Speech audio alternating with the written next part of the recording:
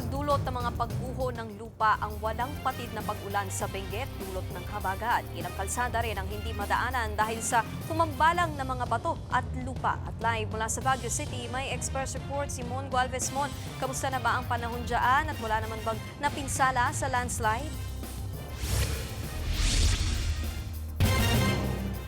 Nikki, wala namang napinsala o nasaktan sa mga nangyaring landslide na kaliwat kanan dahil nga sa tuloy-tuloy pa rin ang pag-ulang nararanasan dito sa Baguio City maging sa probinsya ng Benguet.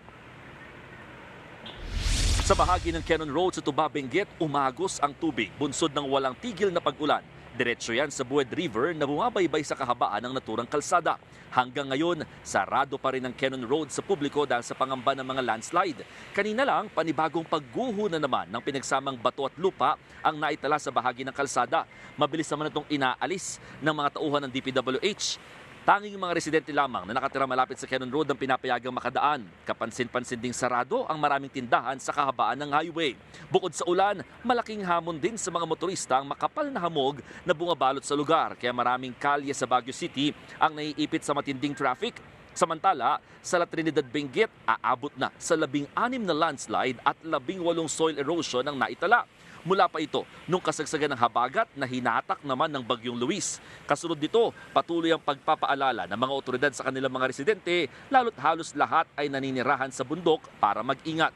Pakinggan natin ang pahayag ng alkalde ng bayan ng La Trinidad. Sa tagal naman na talagang nandito, nakikita naman yung talagang very prone talaga sa landslide. Lalo na yung walang mga protection. At kung may nakita tayong medyo kahinahinala na nangyayari doon po sa ating mga kapaligiran tulad ng paggalaw ng lupa, sana voluntaryo na po tayong lumikas.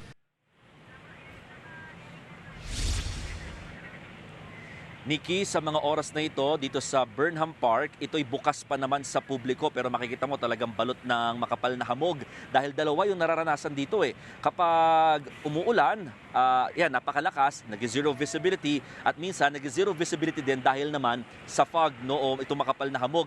Pero bukod dito sa Burnham Park na bukas naman sa publiko, hindi pwedeng gamitin yung lake dito Yun yung number one. Pangalawa, may mga sarado na mga public city parks dito sa Baguio City dahil nga sa kailangan muna magkaroon ng clearing operations and for the safety din ng mga turista. Yan ay sa Botanical at Bayan Park dito sa naturang lungsod. Nikki. Mag-iingat kayo dyan. Yan ang Express Report ni Mon Gualvez live mula sa Baguio City.